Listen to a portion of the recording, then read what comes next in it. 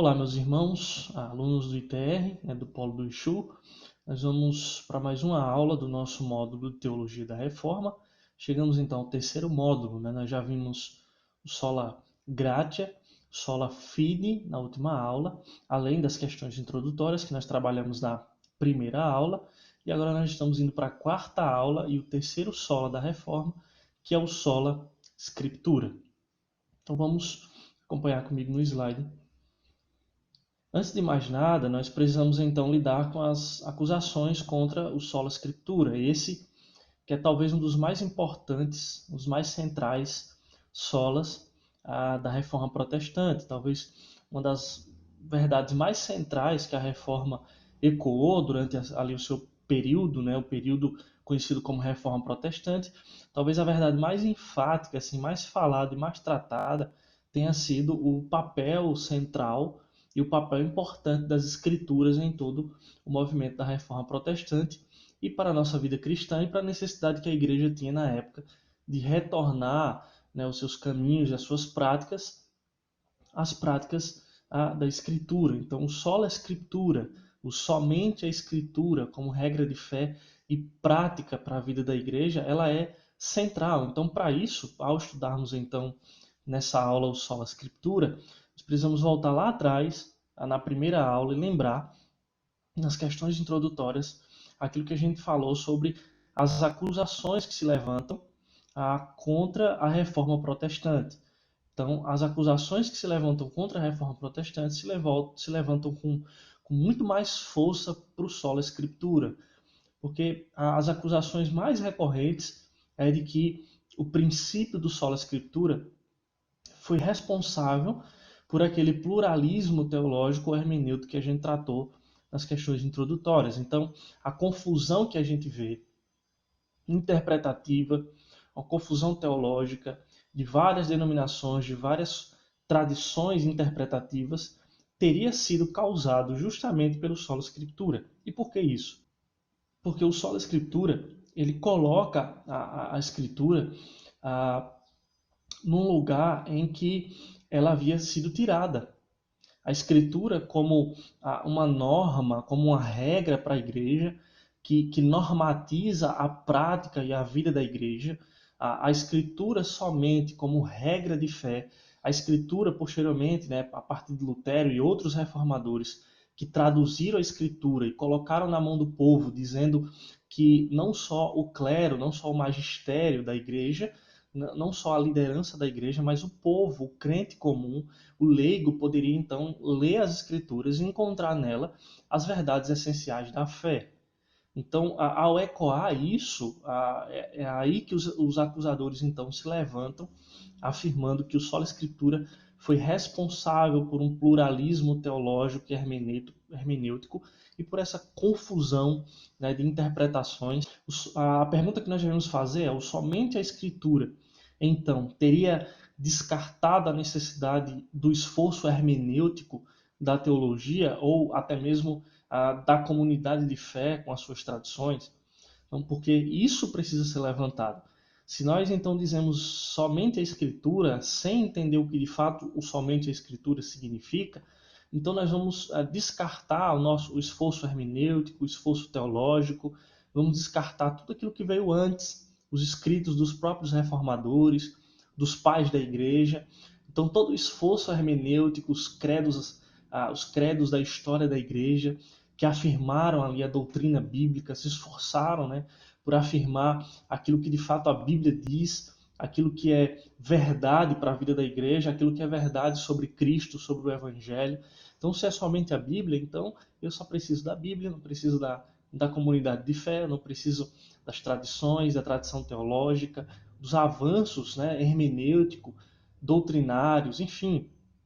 Será que o sola Escritura, então, descartou toda a importância dessas tradições ou do esforço teológico? É isso que nós vamos tentar entender olhando para essa aula, entendendo o sola Escritura. Então, para entender o que o sola Escritura é e, consequentemente, o que ele não é necessário saber o que os reformadores quiseram dizer com o termo. Então, nós vamos mais uma vez recorrer ao Kevin Van Hooser, no seu livro Autoridade Bíblica Pós-Reforma, E ele diz o seguinte sobre o que os reformadores queriam dizer com o sola scriptura. Ele diz que a legitimidade da reforma fica de pé ou cai, conforme o juízo de Lutero, de que só a Escritura contém todas as coisas necessárias à salvação. Então é um ponto que nós vamos voltar mais adiante, falando sobre a suficiência da Escritura. Né? Na Escritura, então, toda a legitimidade da reforma, a partir daquilo que Lutero ecoou, daquilo que Lutero defendeu, de que a Bíblia, a Escritura Sagrada, contém todas as coisas necessárias à salvação, que ela comunica essas coisas de uma maneira eficaz, convencendo as consciências, determinando a verdade doutrinária, ou seja, então ela é suficiente para comunicar o Evangelho, ou seja, as coisas necessárias à salvação. Ela convence as consciências, né, a consciência do pecador sobre o Evangelho, e ela determina, ou seja, ela normatiza, ela ensina claramente a doutrina, né, a verdade doutrinária, e ordena à igreja que ela seja fiel, ou seja, ordenando a fidelidade à igreja acima dos demais poderes e autoridades terrenos, inclusive de conselhos e papas. Então aí nós vemos a importância do texto da Reforma Protestante com aquilo que a igreja, com aquilo que a tradição católica romana dizia, colocando ali a autoridade do magistério, a autoridade da igreja, da tradição da igreja, em pé de igualdade com a autoridade das escrituras. Então a reforma vai afirmar a superioridade daquilo que a escritura, da autoridade da escritura, a, comparado aos demais poderes, né, as autoridades terrenas, inclusive dos conselhos e dos papas. Em outras palavras, o somente da escritura não se dá no sentido de que ela é a única fonte de teologia. Pelo contrário, a escritura somente é a autoridade primordial ou suprema em teologia. Isso aqui nós precisamos lembrar, se você puder anotar isso, que nós vamos desenvolver isso durante toda a aula. Então, a escritura, o somente, não é que se eu tenho o livro, se eu tenho a Bíblia, então não preciso mais de nada, como nós fizemos a pergunta aqui agora na introdução. Então, não preciso de ninguém me ensina, não preciso dos pastores, dos mestres que a igreja levantou, não preciso dos esforços hermenêuticos da teologia, não preciso de nenhuma outra autoridade. Então, somente da escritura não é que ela descarta, ela elimina as outras autoridades, mas o somente diz que somente ela é uma autoridade infalível, primordial, suprema em teologia. Ele continua dizendo que a escritura somente ela exclui rivais, como o magistério de ensino e a tradição da igreja, no tocante ao seu papel de autoridade infalível, magisterial. Foi isso que eu acabei de afirmar. Então, ela não despreza o ministério de ensino da comunidade de fé, nem a tradição da igreja, mas exclui os rivais no que diz respeito a uma autoridade que seja infalível, que seja magisterial. Nós vamos entender esses termos aí no decorrer da aula. Esse solo, então, não elimina completamente outras fontes ou recursos de teologia. O desafio, então, para nós, né, os que desejam manter o solo escritura, consiste em situá-lo corretamente no modelo ou economia mais ampla como autoridade primal e final, porém não a única autoridade.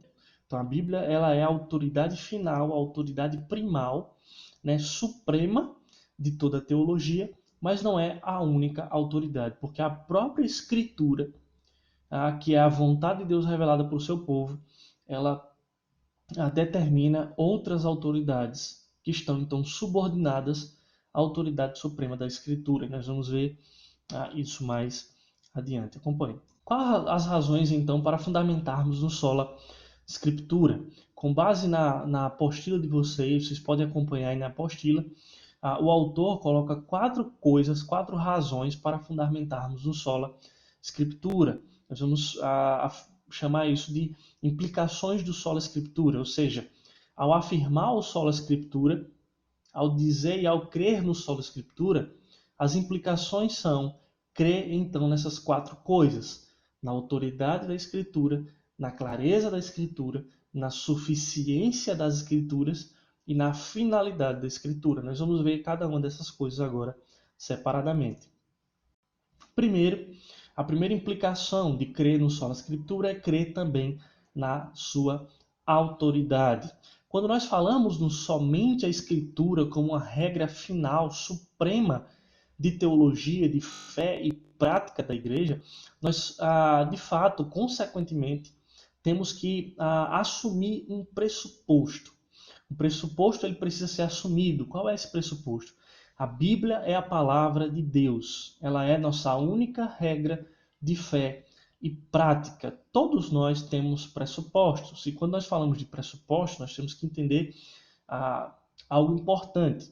Ao estudarmos as Escrituras, nós precisamos entender que nós, ao máximo, precisamos nos desfazer, nos desapegar de juízos de valores para entender o que de fato a Escritura diz. Mas um pressuposto ele precisa ser assumido essencialmente, que é o pressuposto de que quando nos aproximamos da Escritura, nos aproximamos entendendo que ela é autoridade, que ela é a única nossa regra de fé e prática.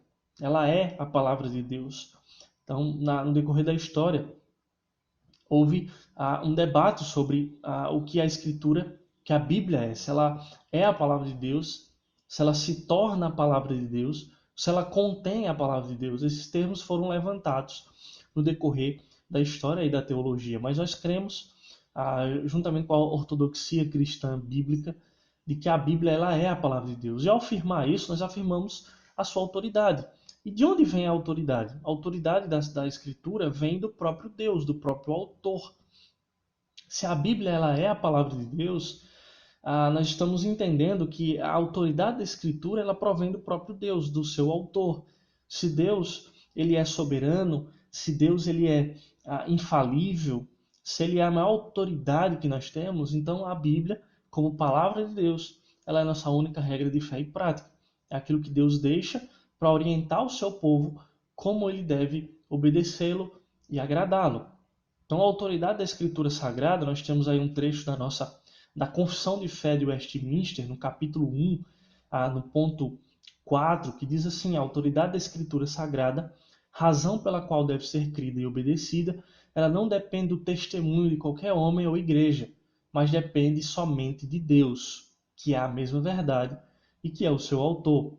E ela tem, portanto, de ser recebida porque ela é a palavra de Deus. É um pressuposto. Nós recebemos a palavra de Deus porque ela é a palavra de Deus. Deus é o seu autor. E se o autor é o nosso Deus perfeito, soberano, então a palavra de Deus ela é infalível, inerrante, ela deve ser recebida e ela deve ser obedecida. Então, nós não podemos querer comprovar a autoridade da Escritura com algo que seja externo à própria Escritura. A Bíblia é a revelação de Deus, do Deus Criador. Então, quando nós recebemos e entendemos a Escritura como palavra de Deus, nós estamos assumindo a autoridade de Deus sobre todas as coisas. Então, o autor aí da apostila de vocês diz: querer que a palavra de Deus seja confirmada por outra é duvidar da palavra de quem não pode mentir e dar mais crédito a uma fonte secundária em detrimento da palavra infalível. Então, a partir do momento que eu tento confirmar a autoridade da palavra por meio de uma outra fonte, de uma outra palavra, eu duvido da palavra de quem não pode mentir, que é a palavra do próprio Deus. Se a Bíblia é a palavra de Deus, ela é infalível e inerrante. Então, eu assumo a sua autoridade. A autoridade das Escrituras. Assumir a autoridade das Escrituras é assumir a autoridade de Deus, é entender que Deus é a suprema autoridade. Alguns textos afirmam isso, que a Escritura, a autoridade da Escritura provém do seu autor. 2 Pedro, capítulo 1, versículo 20 diz: sabendo primeiramente isto, que nenhuma profecia da Escritura provém de particular elucidação, porque nunca jamais qualquer profecia foi dada por vontade humana. Entretanto, homens santos falaram da parte de Deus, movidos pelo Espírito Santo. Então, a palavra de Deus, ela é a palavra de homens. Ela é sim. Homens inspirados por Deus escreveram a Escritura Sagrada. Mas ela não é, como Pedro aí escreve, de uma particular elucidação, ou seja, de uma interpretação, de uma posição particular do autor inspirado, do autor humano. Ela nunca jamais, então, foi dada por vontade humana. Nenhuma profecia da Escritura foi dada por vontade humana. Entretanto, homens santos falaram da parte de Deus movidos pelo Espírito Santo. Então aí nós afirmamos algo que é muito importante ao estudar a sola Escritura, que é a doutrina da inspiração. Homens santos falaram da parte de Deus movidos pelo Espírito Santo. Então a palavra ela é inspirada por Deus. É aquilo que, segundo Timóteo, Paulo, escrevendo a Timóteo na sua segunda epístola, no capítulo 3, no versículo 16 a 17, também diz toda a Escritura.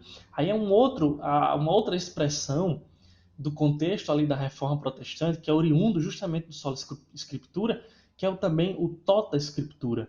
Não é somente a Escritura como a regra de fé e prática infalível, mas toda a Escritura, né? Todo o texto, Antigo e Novo Testamento, é inspirado por Deus e é útil para o ensino, para a repreensão, para a correção, para a educação na justiça, a fim de que o homem de Deus seja perfeito e perfeitamente habilitado para toda boa obra. Nós vamos voltar a esse texto também, porque ele traz mais verdades. Mas, por hora, nós vamos apenas ver aí no texto a verdade da inspiração.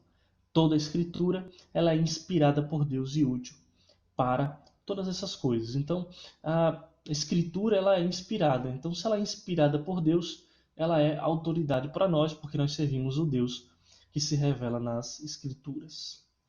Uma segunda coisa, uma segunda implicação de se crer no sola Escritura é crer na sua clareza. A Bíblia é clara. E aqui nós temos uma dificuldade em entender isso, porque muitos vão afirmar, então, que a Bíblia ela é complicada em alguns trechos.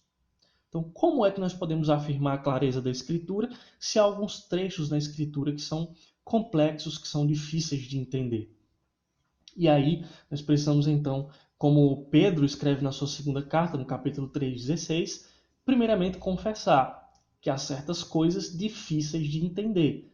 Quando Pedro está falando de alguns que deturpavam os escritos de Paulo, crendo que o escrito de Paulo é escritura inspirada, porque Pedro coloca então os escritos de Paulo, as cartas de Paulo, em pé de igualdade com os escritos dos profetas do Antigo Testamento, ele afirma que há certas coisas que são difíceis de entender.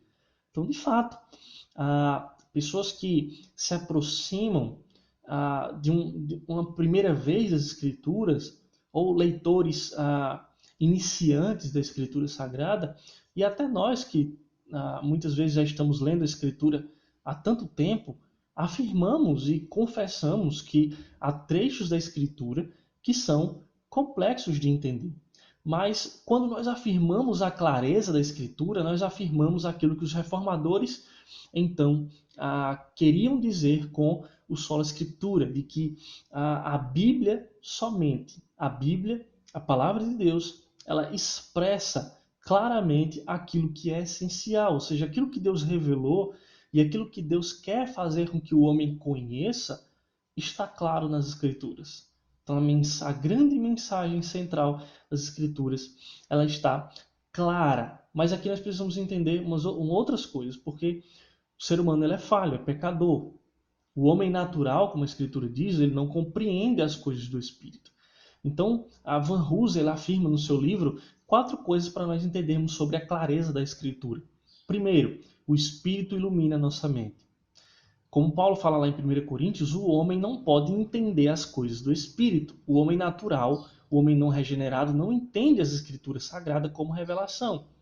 Ele pode ter a Bíblia em suas mãos, ele pode conhecer o texto, ele pode conhecer a teologia, a teoria, o conteúdo das Escrituras, mas quando afirmamos a clareza, nós afirmamos que o Evangelho ele é claro porque o Espírito Santo, por meio da palavra, ilumina o homem, o entendimento do homem, para que ele então entenda as Escrituras.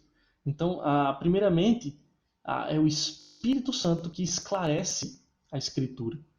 É o Espírito de Deus que ilumina a nossa mente para que nós compreendemos a Escritura. Uma outra coisa sobre a clareza da Escritura é que as partes mais claras da Escritura iluminam passagens menos claras. Isso é um princípio hermenêutico muito importante para nós que estudamos teologia. Quando nós nos deparamos com trechos das Escrituras que são complexos e difíceis de entender, nós precisamos então comparar com passagens mais claras. Esse é um princípio geral da hermenêutica bíblica. As partes mais claras então são explicadas pelas passagens, as partes, menos claras são explicadas pelas passagens que são mais claras. As mais difíceis são esclarecidas pelas mais fáceis. Em terceiro lugar, a deficiência não está nas escrituras quando nós não entendemos alguns trechos, mas em nosso conhecimento. Nós temos um conhecimento limitado, nós temos uma mente que está afetada pelo pecado. A queda fez isso com o ser humano.